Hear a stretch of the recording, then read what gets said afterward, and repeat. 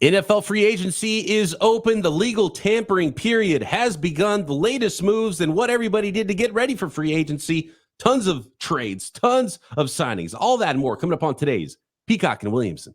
NFL analyst Brian Peacock and former NFL scout Matt Williamson bring you expert NFL analysis every day in less than 30 minutes. Get an inside look into the NFL on the field and in the front office. With elite breakdowns, next-level analysis, and in-depth information only for the real NFL fans. This is Peacock and Williamson, and it starts now.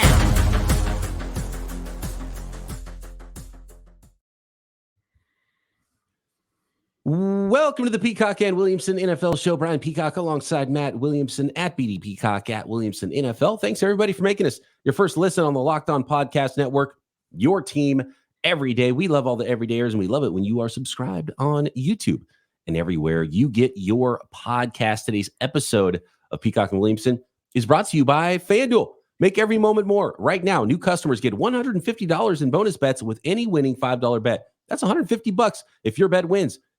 Visit FanDuel.com/lockedon to get started. All right, here we go. The tampering season is open. It is just opened, and so we might get some breaking news as we record here, Matt, but there is tons of news to get to as over the weekend, and especially the last 24 hours, teams have made a number of moves. Guys getting cut, guys getting traded, some free agents to be no longer free agents re-upping with their teams. And I want to start, Matt, with the wide receivers in the NFL because there's a ton of them that are going to get paid. One has already got paid, and one wants out so he can get paid by the Cincinnati Bengals. Let's start with T. Higgins, who has officially now requested a trade from the Cincinnati Bengals. What do you see with the Higgins situation? What do you think the Bengals are going to get from T. Higgins? And do you think his dollar amount could exceed what we just saw Michael Pittman get on a 3-year deal worth about $23.5 million per from the Indianapolis Colts? Yeah, I think these are tied. You know, that the Higgins agent realized that the Pittman one's coming down the pipe. I can probably get about the same, get my client a 3-year deal, similar type money. I think they're probably on the same tier of receiver or attraction to another team. And if you include their age, you know, Evans older than those guys. I'm sure Higgins would love to be, I don't want to say out from under the shadow of Chase, but maybe be a true number one in Carolina or something along those lines. But sign and trades are tough. I think the league has frowned upon trading for veterans that I'm going to have to give up a pretty good pick for and extend. You know, we had this conversation with Snead with the Chiefs. I mean, I don't think you get first-round picks for those guys. I think it's a second. It's interesting because we have seen it happen, but I don't think Higgins is in the A.J. Brown territory where you're going to get that high of a first-round pick. But, man, the teams at the end of the first round, they have to decide, do we want a guy who's ready to play now? Do we have the cap space? And a lot of the better teams that are in the playoffs have less cap space than some other teams that are rebuilding. You look at a team like the Arizona Cardinals. Well, they might take one at 4. So at 27, that might be out as well, even though I think that'd be a great fit. Do they see themselves being able to make a move there at the end of the first round? I think the Carolina Panthers pick at 33 at the beginning of round 2 is a good one that they could potentially use to go get the best receiver possible and have the cap space to make something happen. Chicago Bears have a ton of cap space. They're already paying a pretty good chunk to DJ Moore, but they can operate however they want, and they might be players on a lot of these free agents. So I hope I don't do this to you 100 times, but you mentioned the Bears. They just signed DeAndre Swift to a 3-year deal. How about that? You go. Okay. Things are happening left and right. Yeah. Here we go. I think we're going to get a lot of breaking news sounder on today's show as some of this happens, and maybe some big ones. Guys like Christian Wilkins, who there's 4 or 5 teams rumored to be involved. He's going to get a lot of money. I think he's the biggest prize on the free agent market. I think this is one of those easy ones where you just get $1 more than the next guy. So Higgins gets traded. Yeah. He's going to get more than Pittman. Then Ayuk's going to get more than Higgins. And then CeeDee Lamb's going to get more than Ayuk. And then Justin Jefferson's going to get more than all of them, right? I think that's just the way it's going to go. And Justin Jefferson might get $10 million more than what Michael Pittman just got. So I think it's going to be a lot of fun. And Higgins is going to be somewhere else. Is it a late 1? Is it an early 2? But it really just seems like, this is, and it made sense for the Bengals all along. They've got other things they need to do, other money to spend, and Pittman's going to get a better deal elsewhere and probably more targets elsewhere.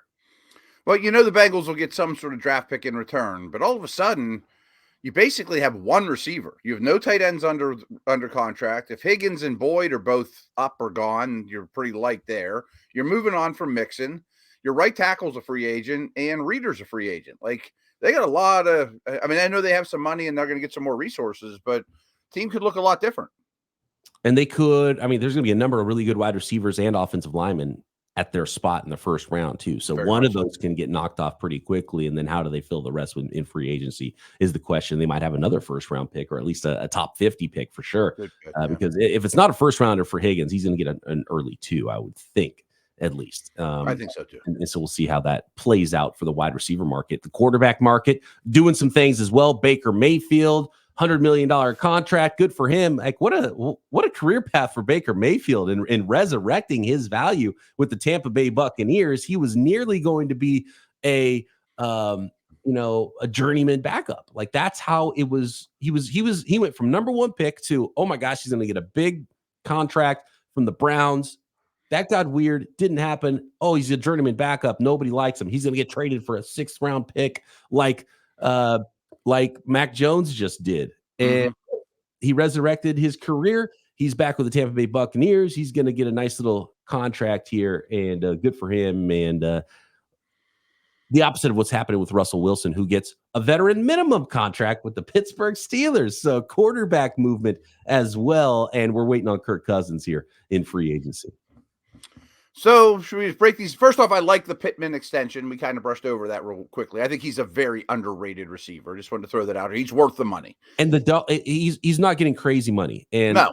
Especially 6 months from now, when all these other deals get done, it'll be like, cool, I think it was Brad Spielberg of PFF put it a certain way. It's like, okay, these are the 1B contracts we're seeing. Wide receivers that are maybe not true ones, but they're really good and they can get a huge target share for their teams. And that's where Pittman is. He's a strong 1B. He doesn't belong in a certain tier of receiver, but he's really good. And this is a good contract. It's not, crippling. It's not a huge long-term expenditure either for the Colts. So I love it. I love it for both sides. And I do see some deals like Higgins coming in the same neighborhood. Exactly. Yeah, I think he's the 15th best receiver on the planet in his prime, and they have money and a very Richardson-friendly player as well. Should we go one by one on these quarterbacks? Yeah, let's start with Baker Mayfield. Big money deal. Kirk Cousins is going to do a bigger money deal here pretty soon, but as of now, Baker Mayfield's making the most money this offseason. 2 things to take away from it is, I think we kind of expected him to remain in Tampa, which means that they consider themselves in the mix to go to the playoffs again. Like, we won the division. We could do, why not? Why can't we do that again? And maybe take it a step further. Okay, I get all that. I am curious what Baker's like without Canales. I think Canales did a wonderful job of playing to his strengths. So that's a little bit of risk. But that really just comes down to the numbers. The numbers are pretty extreme, but we heard this was coming once the cap went up like crazy, that this is going to be kind of the going rate for legit starting quarterbacks. It's funny because I don't know if they were really bidding against anybody. Exactly. That's a weird negotiation. Necessarily going to sign a big money deal elsewhere, but I do like the aspect of teams are less ruthless than they were, Matt. And I think the Baker Mayfield deal, I think there's some other contracts that have happened where teams re-upped guys. I think you're rewarding the players that you've had. And I think there is a little bit of a reward there for Baker Mayfield. It's like, look, you earned this. You're a starting quarterback. You're our best option. Maybe there's not a lot of guys beating down your door, but you're our best option this offseason. We're not going to get that guy at pick 27 or wherever. The 26 is it for the Tampa Bay Buccaneers?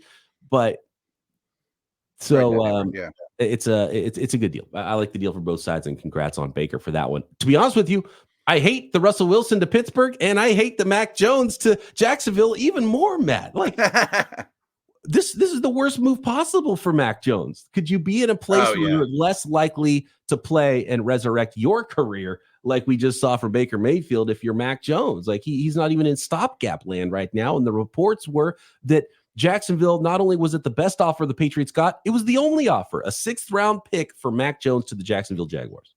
Yeah, and I would have loved to seen him land somewhere to at least maybe be in the mix. Now he needs an injury, of course, which is compete unfortunate. or at least be a stopgap where it's like, all right, you've started NFL games, you get week 1, and maybe the young guy takes over in week 2. Who knows? We'll see how it goes. But he has no path, and we saw this with Trey Lance last year. It's like the Cowboys was the worst place. You got Dak Prescott. And they already had a good backup too. At least Jacksonville, you might be the number 2 quarterback behind a guy that you're not going to play in front of if you're Mac Jones. So I didn't like those landing spots for either one of those 2021 quarterbacks, and I don't know where the landing spot is for Justin Fields now from that class.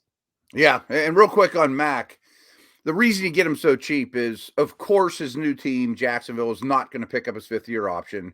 So it's a 1-year rental, but it would have been nice to see him get in the mix somewhere. So he's a cheap backup for a year and then go from there is the way they're looking at it. And I don't think the Patriots wanted him gone so bad that they didn't wait, because I think after some other quarterback movement, there might have been a better market for a team that might have wanted, a little more of a competition, maybe a stopgap starter in Mac Jones, or maybe the writing was on the wall and the league views him as a backup quarterback soon after just being drafted in the 1st round and having a nice rookie season.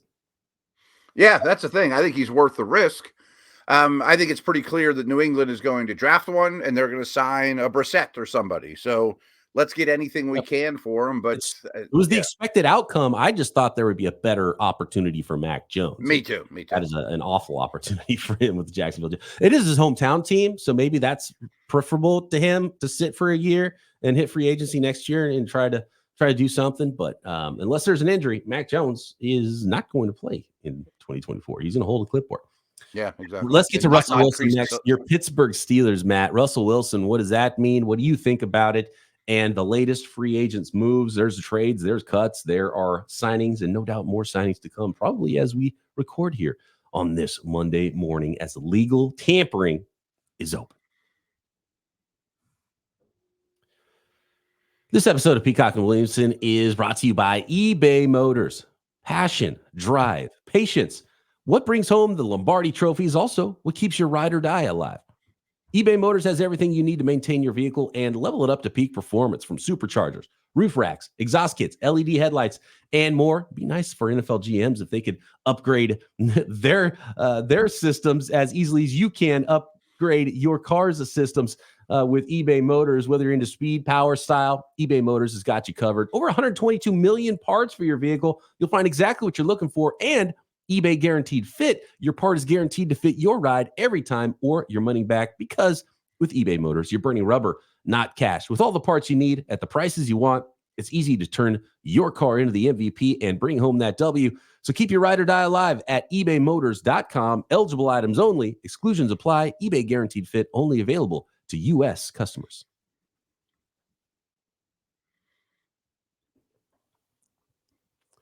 Russell Wilson on league minimum. Thank you, Denver Broncos, for paying $38 million so the Pittsburgh Steelers can pay Russell Wilson $1.2 million. No doubt having a cheap NFL starting caliber quarterback, wherever you rank him on the list, Russell Wilson's still one of 32. I think. I think so. Yeah. Top 32 is Kenny Pickett, a top 32 quarterback. There's going to be a competition, or is there in Pittsburgh, Matt?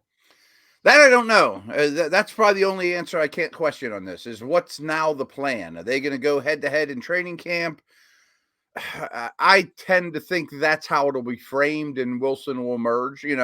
Before long, it'll probably become pretty obvious. And I still do have some hope for Pickett, but you can't go in just handing him the job after last year. I've done many podcasts and many conversations about this before it happened. Most of them leaning towards I would not do it. I don't love the fit. He doesn't throw in the middle of the field. He's a declining player. How's the ego fit in? All those things. But I've also done some homework since, and there's a couple things I do like about it. Is Steeler quarterbacks really have not thrown touchdown passes. He's had That's a good start. What's that?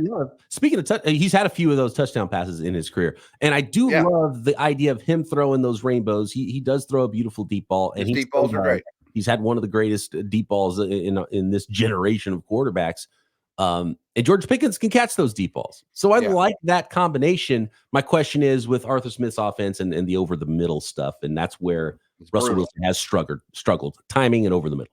Yeah, and you guys can even check my Twitter timeline. I reposted from Warren Sharp basically saying everything he threw last year was behind the line of scrimmage. I mean, he had a really good completion percentage, but there was a real easy throws and very, very little over the middle, which has always been a problem with him with his size. But one of the things that is good about the Arthur Smith stuff is his numbers. This is something I stuck up this morning. His numbers off play action are really, really good. So under center play action, and he is going to do a lot of design quarterback movement, get him out of the pocket. The deep ball is there, and the red zone is there. And those are things that this team has not been good at all. We just see some touchdown passes in Pittsburgh potentially. There haven't been many lately. Rudolph is gone then, and then you draft another guy too. What's the number 3 quarterback situation in Pittsburgh? Because it does feel like Mason Rudolph as a free agent probably will find work elsewhere, but there might not be a lot of work for him to find. So maybe he is in the mix to compete as well. Because he's no one's gonna bag that his door. Right. With Pickett last year anyway, right? Right. I don't know what the third option is. I thought all along it would be Kenny, Rudolph, or Tannehill, and a 5th round pick or a 4th round pick. I thought that's what camp would look like. How about Joe Milton? Maybe. I mean, a real project type. Yeah. I could see that. I mean, Wilson's only a 1-year deal. You could even take Penix on round 2 or Nix or somebody like that. I don't know, but it could be these two, and then Rudolph's out there a week from now, and nobody's banging on his door, and you give him a same deal and bring him back. Let the 3 of them joust it out. Landon Dickerson getting a huge contract with the Philadelphia Eagles. That is one of the biggest moves we've seen so far on Monday morning getting going. There is a huge market for Christian Wilkins as reported by Diana Rossini of The Athletic. The Vikings, the Browns, the Texans, the Lions, the Dolphins are no longer involved, I don't think, for Christian Wilkins, letting him hit free agency. But I don't know if we need to close the door completely on the Dolphins potentially bringing him back. I think it's unlikely at this point. So that is a big deal that has to happen. And Kirk Cousins is a big deal that has to happen today. And I think those are 2 huge dominoes. And we're going to find out about both of those soon. Kirk Cousins, obviously, hitting the free agency window and not getting that deal done before he has a chance to explore those options, which were already being explored. Let's be honest, illegal tampering was happening. So Kirk Cousins is a free agent, which makes it more likely he leaves, that it wasn't one of those last minute deals where it's like, oh, okay, Kirk Cousins staying in Minnesota. So I want to get this out there because it's something that I should have said to start the show. You're going to hear about all these deals that happen immediately. And then sometimes a day or two later, they'll be like, the numbers were a little generous, that were first reported or whatnot. And I say that because I just saw the details of the Deandre Swift contract that just happened. 3 years, $24.5 million with 15.3 guaranteed. Like, are we giving a running back $15 million guaranteed in a 3-year deal? I mean, like, I wonder if tomorrow we're gonna be like, oh, that's really 5 guaranteed. The agent guaranteed it a little for wrong, injury.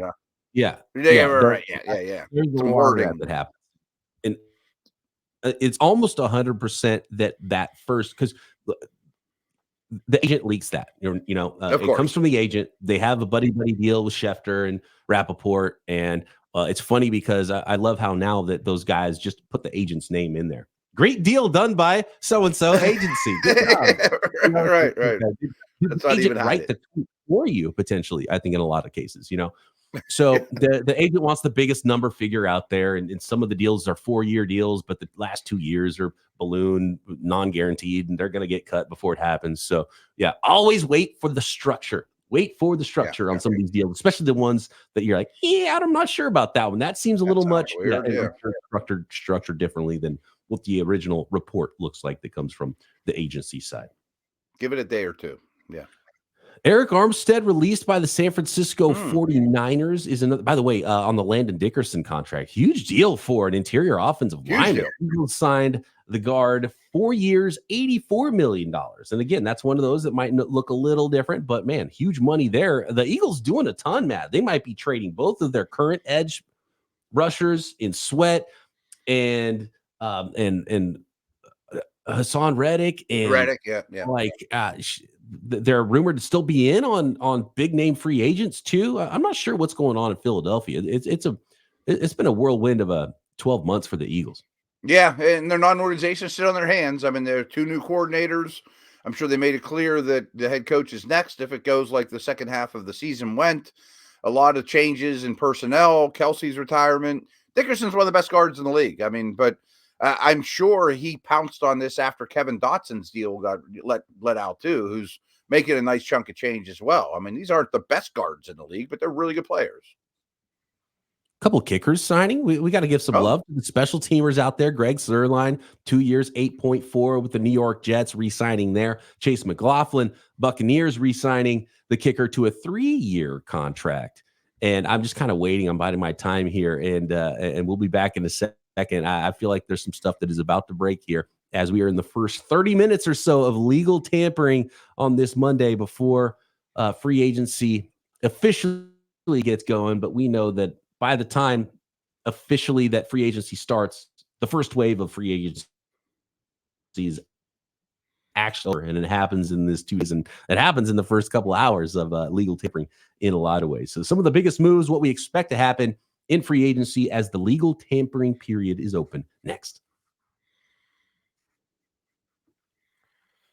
Today's episode of Peacock Williamson is brought to you by FanDuel, America's #1 sports book. Say goodbye to busted brackets because FanDuel lets you bet on every game of the tournament. Whether you're betting on a big upset or a 1 seed, it's time to go dancing on America's #1 sports book because right now, new customers get $200. They upped it from $150. Now it's $200 for the tourney time. $200 in bonus bets if your first $5 bet wins. That's an extra $200 to play with and use on point spreads, money lines. You can even pick who's going to win it all in the tournament. So all you got to do is visit FanDuel.com/lockedon and bet on college hoops until they cut down the nets. That is FanDuel.com/lockedon.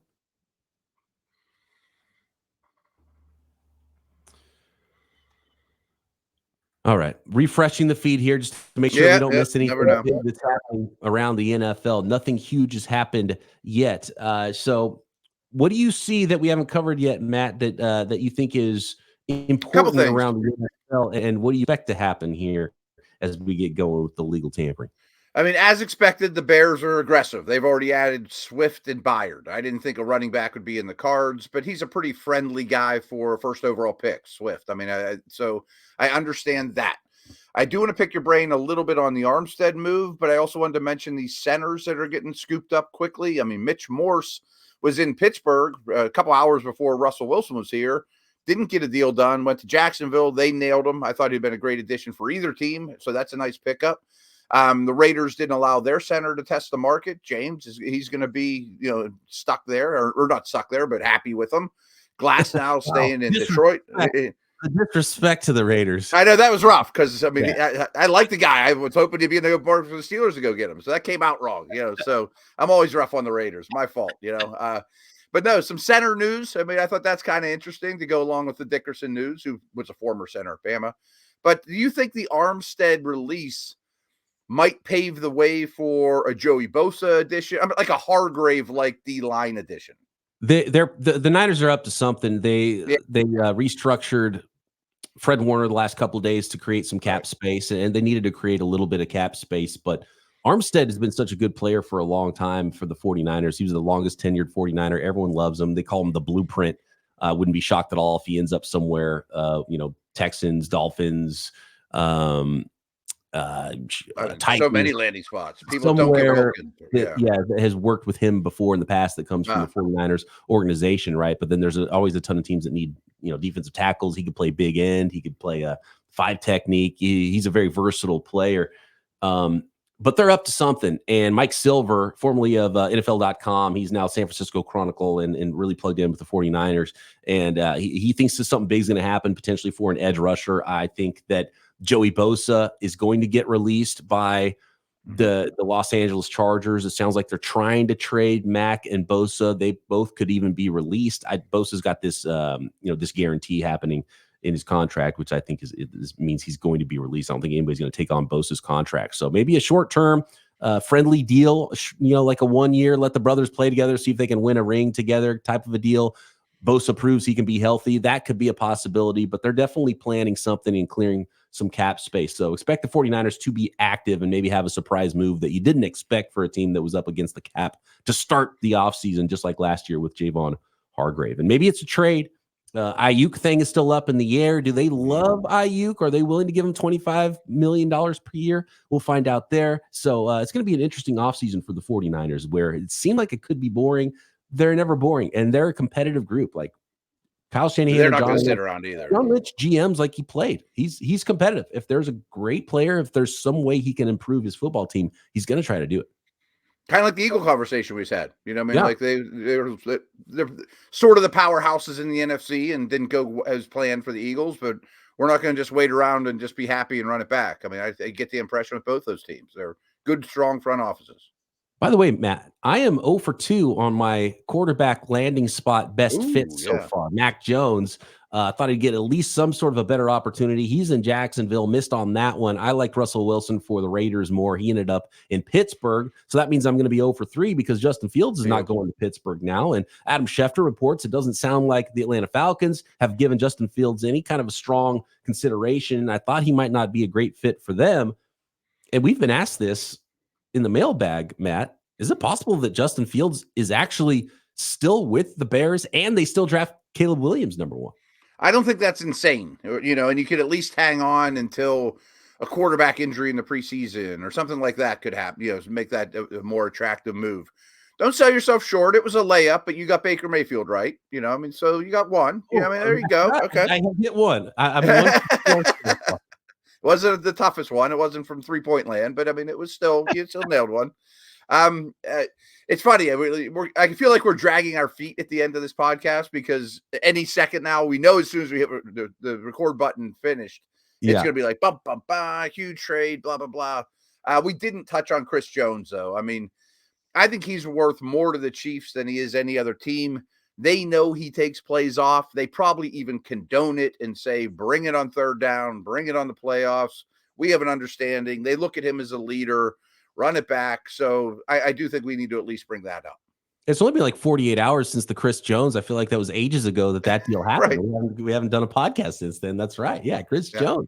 So, huge money deal for Chris Jones, and he's gonna, very likely retire as a Kansas City Chief at this point. And it's so important. He's the catalyst on the defensive side of the ball for that team, whereas Patrick Mahomes is the catalyst on the offensive side of the ball. And they're going to keep drafting and developing defensive backs and probably end up paying McDuffie. And it doesn't look like they're going to pay Snead. So Snead's another option out there for teams. And it's probably going to have to be a sign and trade deal for him. And we'll see what they end up getting, the Kansas City Chiefs, in that one. Here's one that was kind of surprised me, actually. It was a smaller deal, but Kendrick Bourne with the New England Patriots. Yeah. I thought he got a little much in free agency the first time they signed him, but they're bringing him back for a deal that's, quote, up to $33 million. This is another one that's like, okay, 3 years, 33. I don't think Bourne is going to get that contract, coming off a torn ACL as well. But I'm sure there's incentives and a lot tied into him potentially getting up to that $33 million over the course of 3 years. But they shipped off his quarterback and said, you know what? It wasn't Kendrick Bourne's fault that the passing game wasn't good. It was Mac Jones' fault. So they trade away Mac Jones and re-upped Kendrick Bourne there in New England. Yeah, and they also signed the former Steeler right tackle, Chuks Okorafor, to a 1-year deal. Hunter Henry's going to go back. So as bad as their offense was, I think they at least kept some of the pieces that weren't horrendous. Hopefully it's not Devontae Parker is your leading receiver. Part of me would, I still wonder. At 3, what's the chances that they love? I think it's going to go Williams Daniels. Is Drake May for them or not? I still think Harrison could end up in New England. No, I think trading Mac Jones signals that they're going to draft the quarterback. Probably. I just think that's the way it's going to go. What about Fields there? Trade your second for Fields, draft Harrison. I can see that. Less than that, right? Trade your third and something for Fields. One of the things is that Fields, I'm not surprised Fields doesn't have a huge market right now. I think he'll have a market, but it's some other things need to happen. And so some teams need to figure out what they think is going to be there in the draft. They have to figure out where Kirk Cousins goes. Does Atlanta start doubling back to other options? Are they just all in like, okay, we're going 100% into Kirk Cousins until we don't sign him. That's our plan. And then we'll figure out what we want to do from there. And so that's my hunch. Yeah, and I know the Bears and Falcons have had conversations on the phone, and maybe it goes like, okay, can we get up to number 1? No, all right. Well, what about Fields? We're not going to give you a 2. What about a 3 for Fields? Maybe it goes like that with that dance. But I do think there will be a market eventually for Fields, but clearly there's a lot of teams, and I think a lot of systems don't fit great for Justin Fields, so he's going to be a fallback option for these teams, and not a we're fixing our quarterback position option for the teams that are interested in Justin Fields. I think that's pretty clear, but I think he's going to get more than the 6th round pick we saw that the Patriots got. And maybe the Patriots is the landing out there. Yeah. I think New England's an interesting one, that moving Mac, I just think he had to get out of the building, but I do think that they will bring in a free agent and a rookie, but maybe it's Fields is somewhere in between. Johnathan Greenard, pass rusher from the Texans, is going to the Minnesota Vikings. Wow. Okay. And it looks like the Tennessee Titans are giving former Cowboys running back, according to Ian Rappaport, a 3-year contract worth up to $24 million. So Pollard to the Titans, Greenard to the Vikes. We knew the Titans were going to spend. He's a lot like Spears, but okay. I mean, I think that's just what they want from the position now. They're getting away from the Derrick Henry mold. And Minnesota could have... we can't go down this, but I have a feeling on the Locked On Dynasty podcast, Matt, you guys are going to be talking about, oh man, Tyjae Spears dynasty value just went in the tank. Right in the tank. It was super high 1 minute ago. Now it's garbage.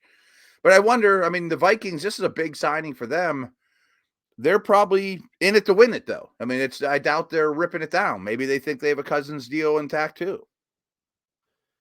So that's the action so far in the first hour of the legal tampering period. Some big money contracts to come. No doubt a lot will happen in the next 24 hours. And of course, as we do, Matt and I will have it covered for you every single day. We'll have first wave, second wave, pre-wave, free agency, all the trades, all the rumors, and of course, NFL draft coverage every day. Make sure you subscribe to Peacock and Williamson on YouTube and everywhere you get your podcast. Matt and I back tomorrow with more for free agency right here, Peacock and Williamson.